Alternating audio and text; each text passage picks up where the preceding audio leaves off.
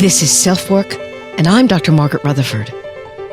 At SelfWork, we'll discuss psychological and emotional issues common in today's world and what to do about them.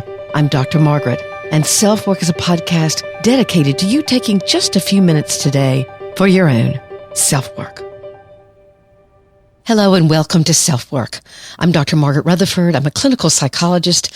I've lived and worked in Fayetteville, Arkansas for almost 30 years. Just so you know, I got my psychology degree at the University of Texas Southwestern Medical School alongside a bunch of very nice psychiatric residents. So it was a really wonderful training. I don't know why I threw that in today. I just wanted to do it. But I started SelfWork 5 years ago in order to extend the walls of my practice to those of you who might already be very interested in emotional and psychological issues. Maybe you're in therapy. To those of you who've just been diagnosed or you're having something happen in your life that you're looking for answers for, but also to a third group of you who you're far from convinced, if not even skeptic, about mental health treatment, therapy. And I wanted SelfWork to give you just a little chance to see how a therapist might talk and think, and certainly guide those people that are honoring her by being in her office. And then she turns around, or I turn around, and share what I've learned from my own patients and give it to you. This week and next week, we're going to be featuring interviews that I've done. And this week, it's with Dr. Brian Primack. Imagine my delight when I got something from Dr. Primack's publicist, and I was reading about this great new book called You Are What You Click. And I thought, that would be a really interesting thing to learn more about. And as I read his bio, he's from Fayetteville, Arkansas, or he's just moved here. Actually, he's an award-winning, internationally acclaimed expert on the relationships among media, technology, and health. He's got a master's from Harvard, an MD from Emory, and a Ph.D. in behavioral science from the University of Pittsburgh. Wow, that's a lot of letters after your name. He actually developed a multi-million-dollar research program centered on how media and technology influence health. And he has talked all over the world to so many organizations. He's been featured in the New York Times, NPR's Here and Now, All Things Considered, U.S. News and World Report, The Today Show. Do I have to go on? I don't think so. So why is he in Fayetteville, Arkansas? He's just become the Dean of the College of Education and Health Professions here at the university. And I think he told me he's in charge of the training of 5,000 students here. So he has got a lot going on. But really, what I liked most about the book was his teaching of how we're all wooed by marketing techniques, and I think you'll find that fascinating. Plus, he's just finished research on a question that's plagued everyone in my field who sees depression rates going up and social media consumption doing the same. So, what's the relationship there? Do depressed people turn more to social media, or does more social media consumption and scrolling, etc., cause depression? Which is it? So Brian has the answer. Now, he doesn't say to stop social media, not at all. He wants us to know how it's affecting us, how you become what you click, so we govern it and it doesn't govern us, which is exactly aligned with SelfWork's message. What can you do about it, right? Let's first hear a message from AG1 or Athletic Greens, one of our wonderful sponsors, and what they've committed to doing for the environment, as well as their commitment to help you get and stay healthier. I take it every morning myself. I promise it has really helped my energy.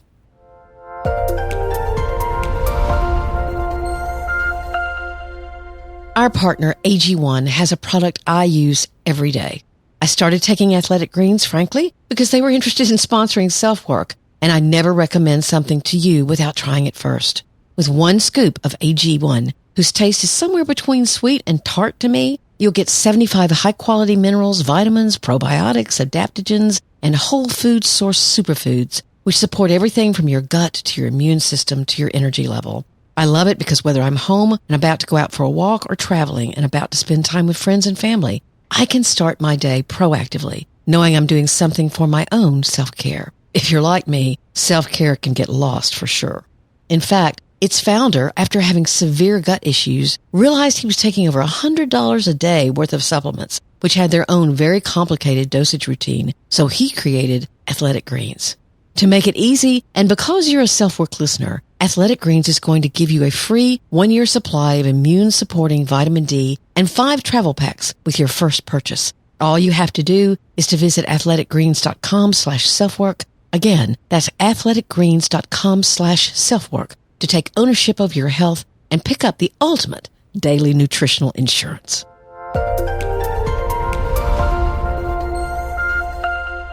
So again, let's talk to Dr. Brian Primack, just Brian. We may not have been even 10 miles apart when we did this interview by Zoom, but he was a fascinating and really wonderfully warm, engaging guest. It's my honor to introduce you to Brian Primack.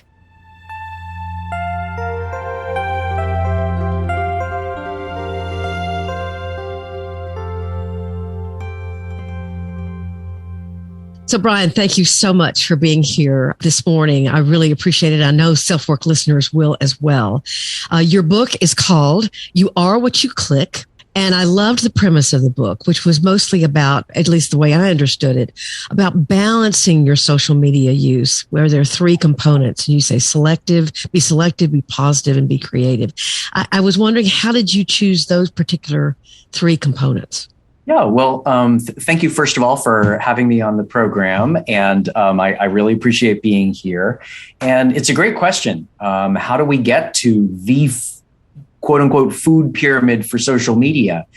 And it's really been a very slow and prolonged process because we've been studying social media and mental health for a decade now. And during that time, we've been trying to think to ourselves, okay, what is the ideal food pyramid? In other words, how do we create something it's got to be simple, right? I mean, it can't be 126 different things that you have to remember or check off, but it also can't be very, very specific to today's world because it's got to be flexible. Mm-hmm. You know, you've got to have something that will still be relevant in the future. I mean, right now, TikTok is the hottest thing out there in terms of social media platforms. And a few years ago, it didn't exist. Exactly. You point that out a lot. You know, this is so timely, an interview, because, of course, even Facebook and Instagram have now come out with these studies that show that especially Instagram is horrible for teenage girls experiencing eating disorders or suffering from eating disorders. And you talk a lot about how the relationship between different levels of social media use and depression. And so I wonder have you been extremely concerned about this? You noted Jean Twengey's work. I'm probably crucifying her last name. Oh, no problem. Yeah, no, Jean and I are friends and colleagues, and she pronounces it Twangey. Twangey. I never knew that. It's okay. A long time ago. Yeah, but I think that, yes, you're absolutely right that it's more salient than ever because of what's going on. You may also know that Facebook is thinking of rebranding to Meta, something like that. Exactly. In other words, it's sort of, and Meta means the next level. Yes. So you're sort of creating this almost meta universe. Another universe in which we'd all be existing different from our regular lives. And of course, many social scientists are quite concerned about this because our bodies... I had a shiver go down my spine. Yeah, I mean, it almost sounds like a dystopian sci-fi of some sort because... you know, our bodies, our minds have evolved over millions of years to be adapted to a very specific natural world with sun and sky and actual smiles rather than emojis and movement and human contact. And obviously the things that people do in social media, marketers and platforms, they try to mimic those things, right? So instead of a smile, we have an emoji. You know, we've got a representation of that. Instead of an actual neighborhood, a physical neighborhood, we've got these sort of virtual neighborhoods that pop up, virtual communities on Reddit, and you can create your own virtual community, et cetera, et cetera. And in some ways, those things are substitutes, but in other ways, they're often not the best kind of substitute. So I don't know if you read Michael Pollan's work around food, but he coins this idea of there's food, things that have actually existed for years, like apples and, things that grow in the ground and, fish in the sea and things like that. And then there's food-like substances that provide calories. Absolutely. If you get some kind of a pastry that is, completely created in a laboratory, pretty much, it will give you calories, but does it give you, and it might be apple flavored, right? So it gives you the flavor of the apple, but it doesn't give you the vitamins of the apple. And does it give you the fiber of the apple and those other things about the apple in terms of even just that it's crunchy? And so maybe that supports teeth because that's what we have been used to over time. And I think of a lot of social media as social-like experiences. Interesting. There are certain things that they can deliver, of course, but are they really delivering on that deeper level? I mean, sometimes they can, but not necessarily. But I also loved your Goldilocks story. And your Goldilocks story was, can you tell it? I think it's very interesting. Yeah, absolutely. So we were really hoping for the Goldilocks sweet spot. This is often the way it is in social science, where there's a tricky balance because balances are very hard to maintain. And so it's really nice to have some kind of a middle ground. So, for example, do you remember maybe a decade or two ago, there was a big thing about 1 glass of red wine a day. Yeah, sure. So what the researchers had found in some in some studies, not all, and it depends on what outcome you're looking for and that type of thing, but is that they had found, well, yes, consistent with a lot of other social and health research, a lot of alcohol is not a great thing. Not a great thing cognitively, physically, addiction, et cetera, et cetera. However, they did find that there was this sort of sweet spot. They found some curves that almost gave this little indication that, that 1 glass of red wine a day. Now, of course, some of my patients came in and their glass was like the size of my head. So you got to be careful about what you mean by glass, But the idea is that we were really hoping to do the study that would very carefully look at different levels of social media and that would find that perfect, what I think of as a U-shaped curve. Mm-hmm. And so the tops of the U is maybe higher levels of depression.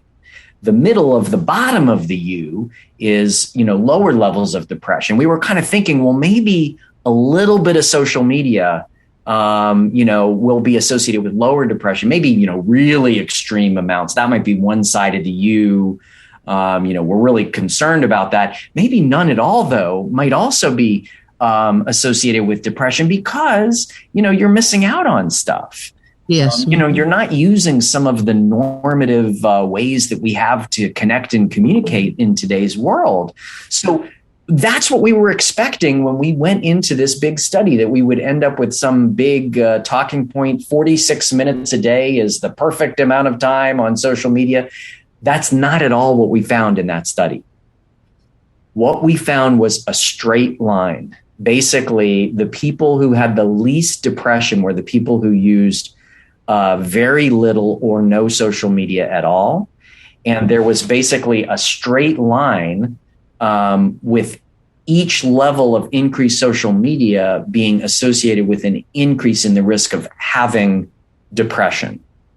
Now, the interesting thing about that, and the last thing that I'll say about this particular Goldilocks situation, is that we still thought, well, all that means is that they track together, that more people who use more social media are also more depressed, but we don't really know which direction it goes in.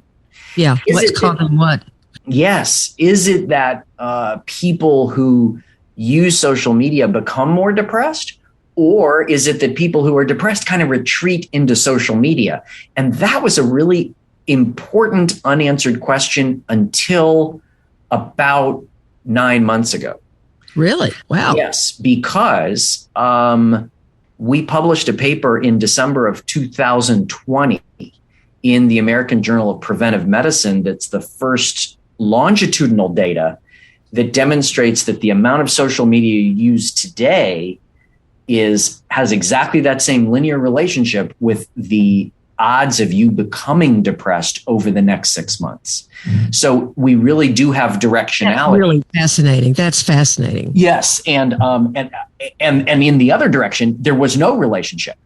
So there was no relationship between people who become depressed starting to use more social media. So one study can't give you the absolute definitive answer, especially in complex social science areas like this.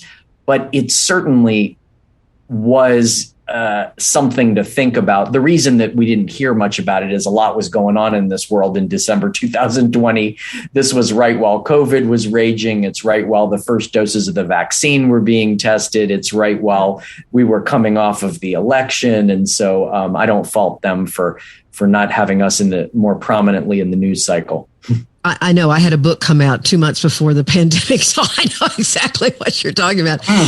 Okay, so this leads me to a couple of things that you talked about, this where we're going with this discussion.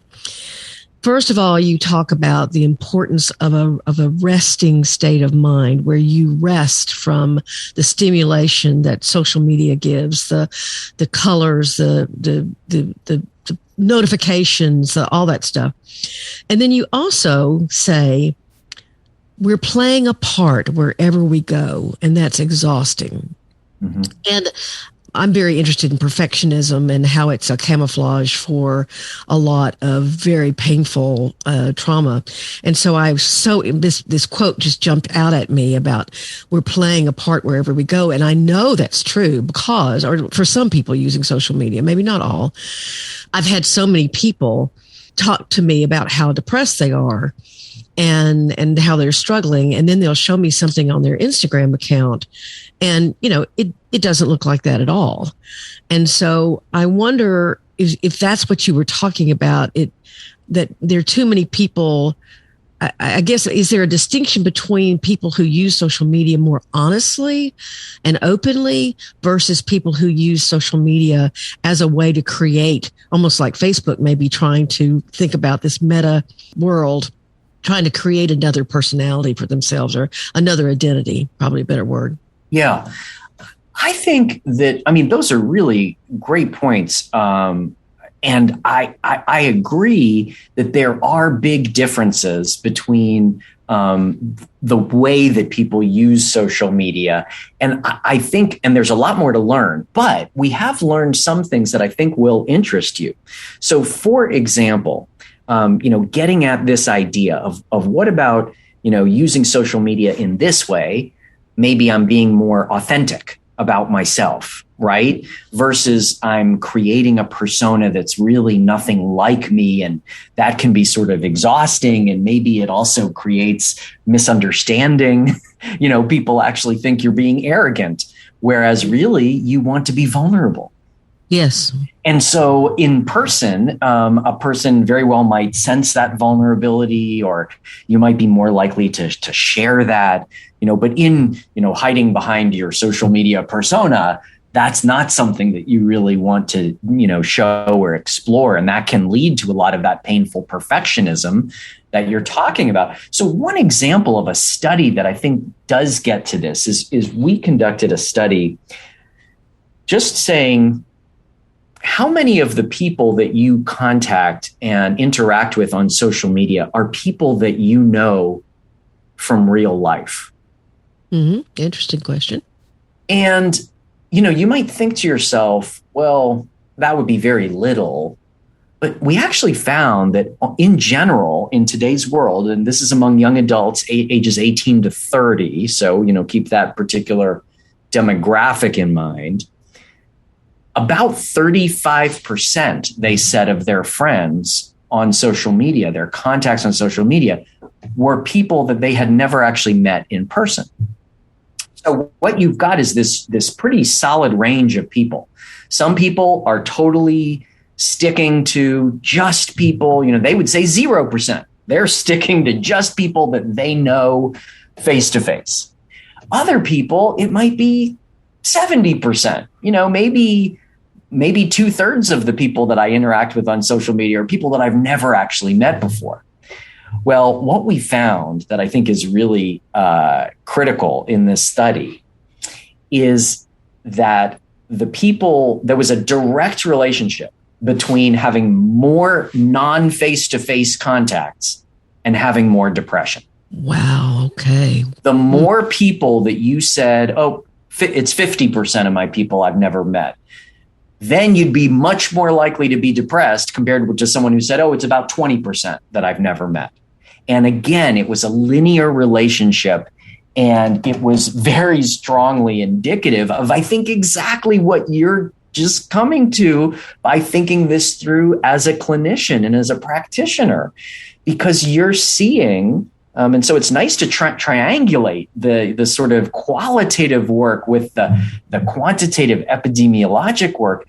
What you're saying is, well, wait a second, if you're really struggling with depression, but this is what you're demonstrating to the world, then, isn't that painful? Isn't that a struggle in itself? Doesn't that make it so much harder to really deal with the messiness of life and be good with yourself the way you are and not needing to be perfect? Let me ask you this, because you're talking about these studies with 18 to 30-year-olds, which I think is important, because then you say really the age group that is growing the fastest on social media is 65 plus. Mm-hmm. And so then when I think about the more you're on social media, the more likely you are to get depressed. Are you particularly concerned about people 65 and older using social media more because they're more likely to get depressed? And that's kind of you get older and it's tough. There's certain things that you face as you get older that they're new. They take some new skills.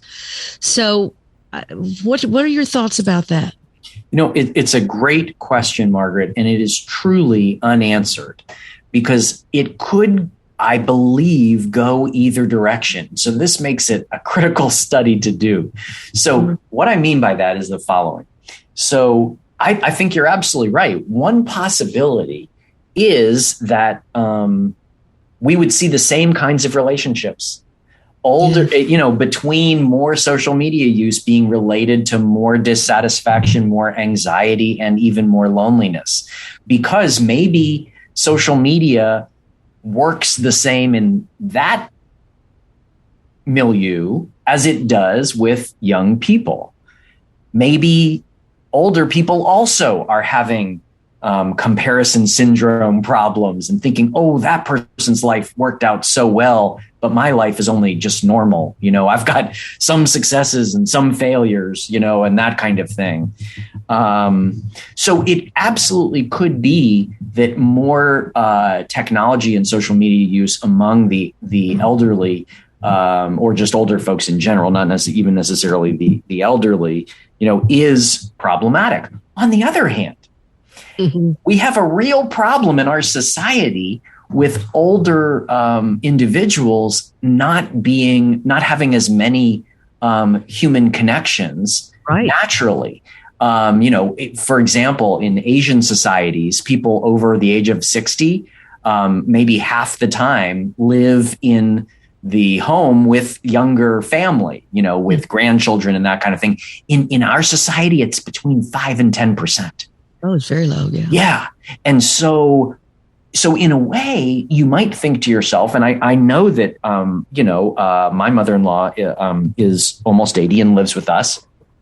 And I know that during the pandemic, a lot of technology has been a real lifeline for her. She's been able to do her knitting groups that she would go to in person over Zoom when the coffee shop wasn't available. And now they're doing a little bit of both. They're maybe going to try to start, going in person as things open up more, but she'll continue to have that regular Wednesday evening knitting group and the Sunday morning knitting group and that kind of thing. So in a lot of ways, it just represents this double-edged sword, and at this point, we know that it can catalyze connection and warmth and generosity, and can also breed feelings of depression and anxiety and isolation. So the question becomes, how do we balance these challenges? And I think in that particular population, there's a lot more work that needs to go on to really figure out what those relationships are before we can give definitive advice on, well, this is something you can do and this is something you shouldn't do. However, I do think, and the reason that I have a chapter in the book about this is that using the same pyramid, selective, positive, creative.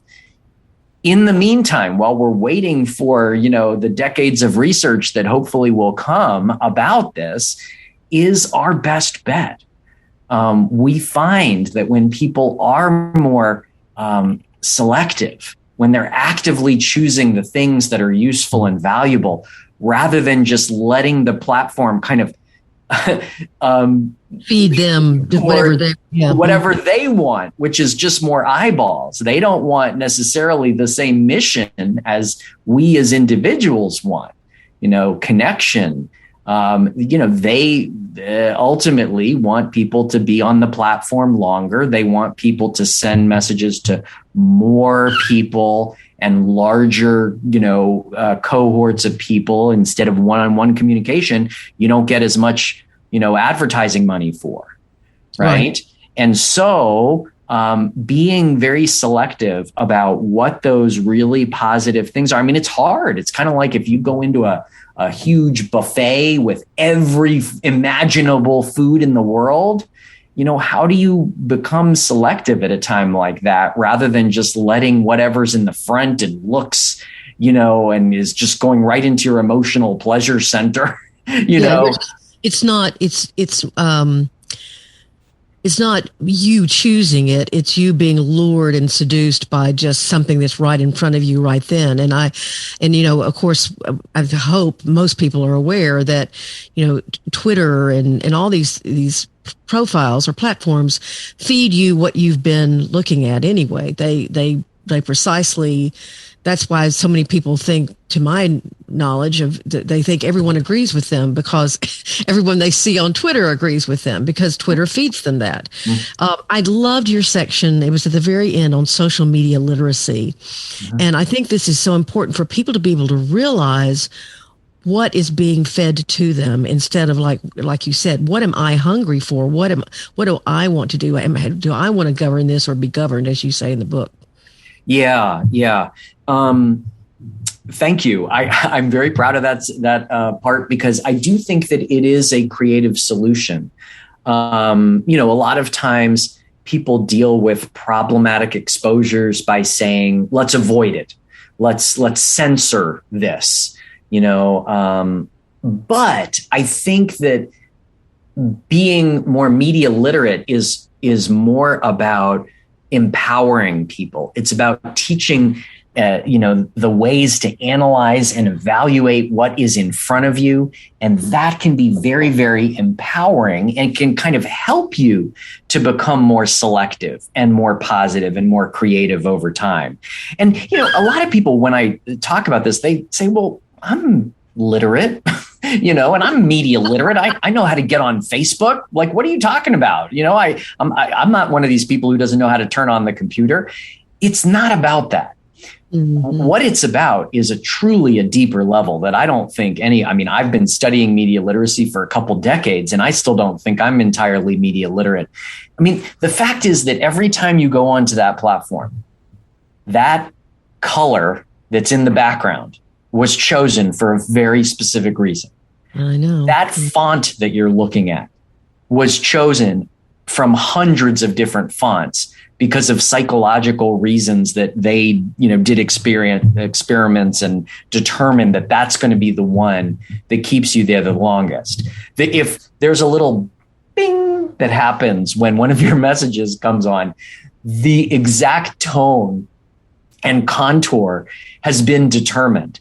So some people just kind of go on, and they're very good users. They know what they're doing, but they're just kind of moving on. Some people are actively thinking to themselves, I wonder why that message popped up in my feed first. Because a lot of people think, it's because, they really are trying to give me the message that I care about the most. But that's not really true. Message. I'm sorry? No, I just was okay. Yeah. I mean,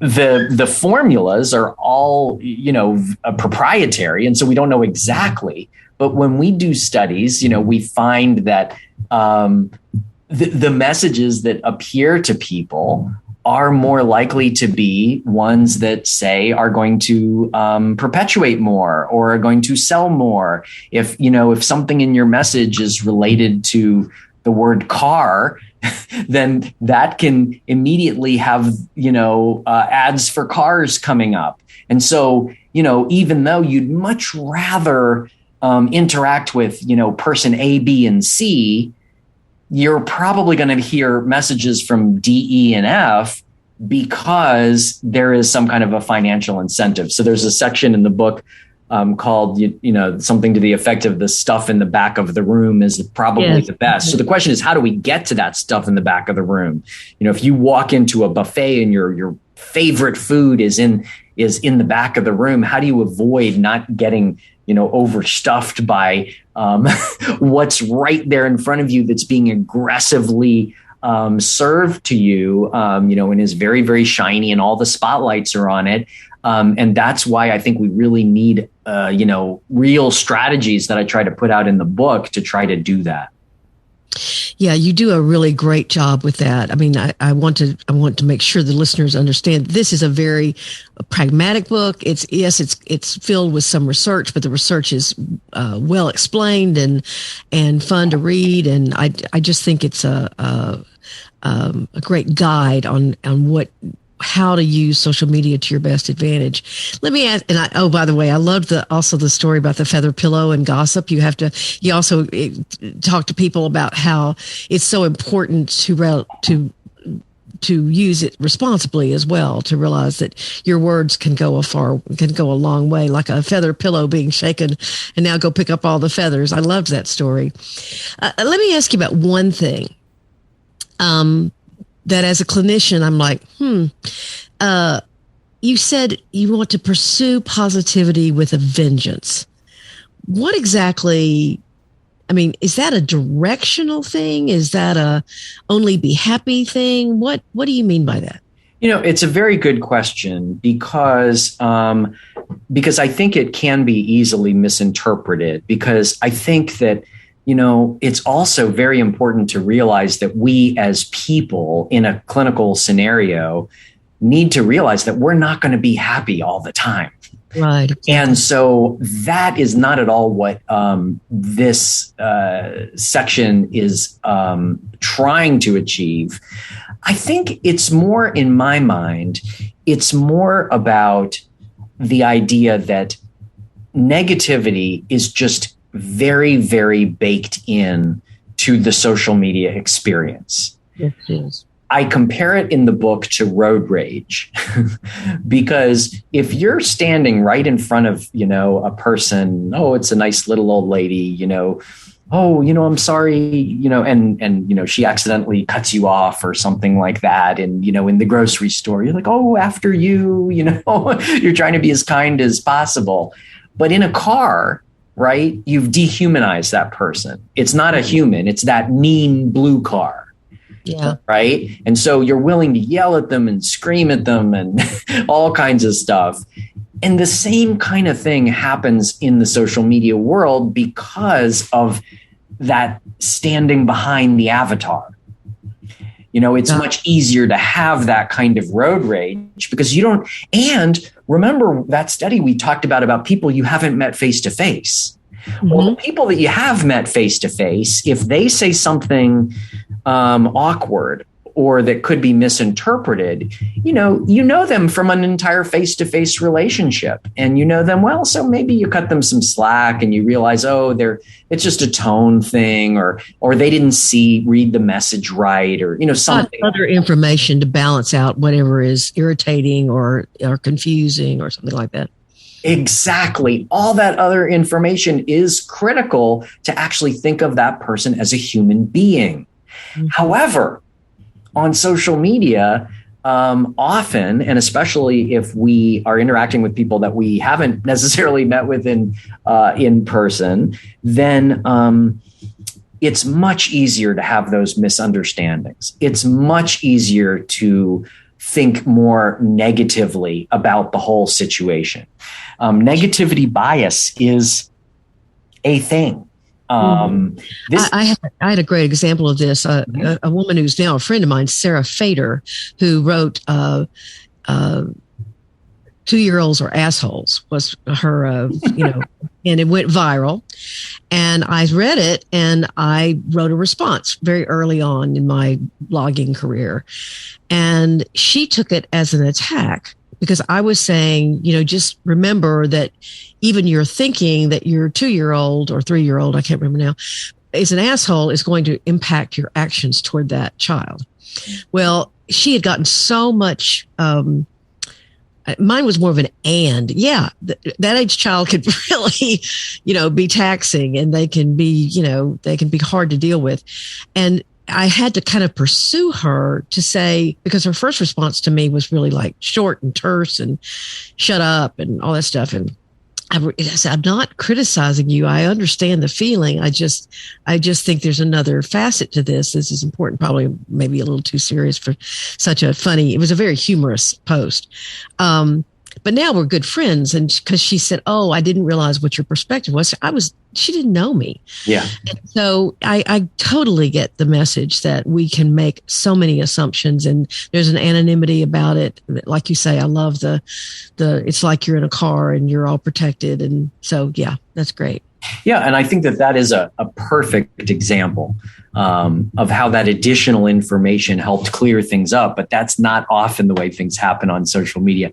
Oh. The other thing behind pursuing social media with a vengeance, pursuing positivity with a vengeance is that negativity we've learned on social media is just very, very powerful. So this comes from a particular study that we did.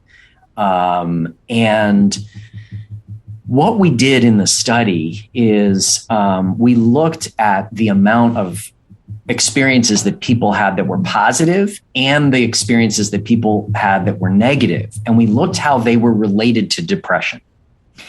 And what we found was really interesting. And, I guess you might think that this is the way it would have been. But, people who have more negative experiences are more depressed. People who have more positive experiences are less depressed. The interesting thing was that the magnitude of the relationship was completely different. The more negative experiences you had, it was very, very strongly related to more depression. But more positive experiences was only related to a tiny little decrease in depression. So what that means is it's another reason for the injunctive of trying to pursue that positivity with a vengeance, because the negative things, yes, they are going to happen. It's inevitable. But those negative things are just going to be very powerful. And this is a thing anyway. I mean, well, our brain encodes negative information far greater than it does positive. It takes a lot of positive information for our brains to encode it, and negative seems to be absorbed much more quickly, which is an interesting phenomenon. I guess it was like a way that, if you're going to run away from the from the animal that's going to eat you, then, that needs to stay more than you're enjoying the sunshine. Yes. Yes, exactly. That is built into humans, this idea of negativity bias. I mean, you can find an entire literature from the sociologic world about negative bias. But there are a lot of things about the social media world that make that even more dramatic. Mm-hmm. In other words, it very well might be that, you're doing a one-on-one, you're having a coffee date with somebody, and, 80% of the things that they say are just, make you feel really good and positive. But there's one thing that bothers you. But, you at least know, kind of where you stand with this person. You're able to think about it. Maybe you're able to, sort of somehow integrate that into your thinking and world. Whereas on social media, when there's a misunderstanding, a gaffe, a problem, you have sometimes this really deep fear because you don't know if hundreds of people are watching this, thousands of people. You don't know how long this is going to be with you for your Senate confirmation trial, for your getting into college, for, a future, boyfriend or girlfriend. I mean, and so the bottom line is that there are just so many things about that milieu that make that negativity bias even more dramatic. Yeah, I think it's a great point for us all to understand. So we're about to end the interview. Is there something that you're excited about, or you would like my SelfWork listeners to know about you or your work or whatever? Well, just that we're continuing it.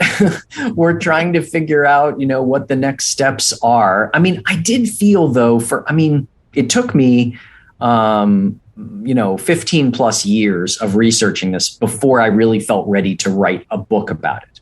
Mm-hmm.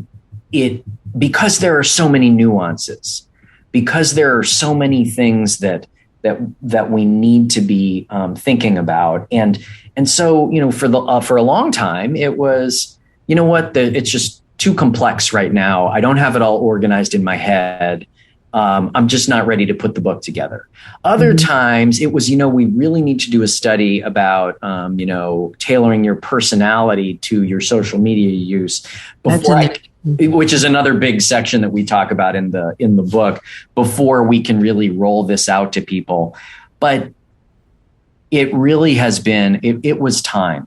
And interestingly, it was time even before COVID. We were ready with sort of, selective, positive, creative. And, these are general ideas, but ones that can still be very personalized and ones that will be flexible and relevant in the future. They're simple enough, but they can still be personalized enough. But then when COVID happened, I already had an initial draft of the book, but half of it changed. Wow. Not because the basic ideas were extremely different, but because there was so much catalyzing of our relationship with technology during COVID. Mm-hmm. We saw more of the good. We saw more of the bad. We saw great examples of various different things in different age groups. And so there was a lot of rewriting to try to make sure that this really would be, not just based in all of that research over the past decade or two, but also very, very relevant as possible for people today. And yeah, that personality stuff I think is very interesting. I took the test. Well, people can actually, because you read the book, but if you don't have the book, you can go to youarewhatyouclick.com and you can actually take that personality test and see what your personality characteristics end up to be. And in the book, there's a separate chapter on each of those personality variances, and people can, and it gives suggestions for what kind of ways you might be best tailoring your personal social media use to those different personality characteristics. Yeah, that was a fun section. The whole book is, like I said, I read it over the weekend, and it has some interesting ideas, and it is a wonderful guide to personalize and individualize, I think, your own use of social media, and to try to know what may be helpful to you and maybe not so helpful to you. So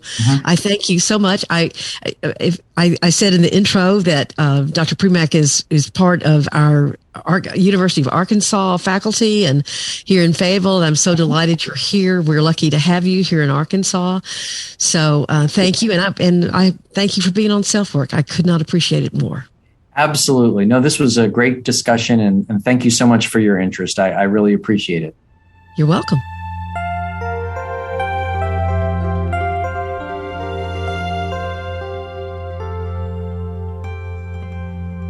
Thank you all for being here today. I hope you enjoyed the interview with Dr. Primack. I know I did. And I want to thank you for so many of your ratings and reviews. The book reviews on Perfectly Hidden Depression have really increased. And I want to read this one from Red Leo 1987 that is in Apple Podcast about self-work. This podcast has been super enlightening in my life. It explains so much about what I do and what my family has done in regard to depression and perfectionism. Dr. Margaret is super insightful, thank you, and very relatable. The episodes are bite-sized and easy to consume in an on-the-go life. I really like that comment because it tells me what y'all like about the podcast, and that's what I need to know from you. Thanks for all you do in the mental health field, Dr. Margaret. You have already started a tremendous healing in my life. What an honor that is. Thank you, Red Leo, for letting me know. And again, I'm so glad you're a listener to SelfWork. And I'd love to hear more from you again, especially when you give me these specific comments about what you like. I want to make SelfWork what you want to listen to and what you need. So you can email me at askdrmargaret@drmargaretrutherford.com. You can leave me a SpeakPipe message, which is a voicemail message that you can find in the show notes or on my website, which is drmargaretrutherford.com. You can subscribe to drmargaretrutherford.com and you'll get a newsletter weekly from me with my podcast and a blog post and just little hints about what I've got going on and what you might be interested in. Love having every one of you here. Thank you so much. And please take very good care. I'm Dr. Margaret, and this has been SelfWork.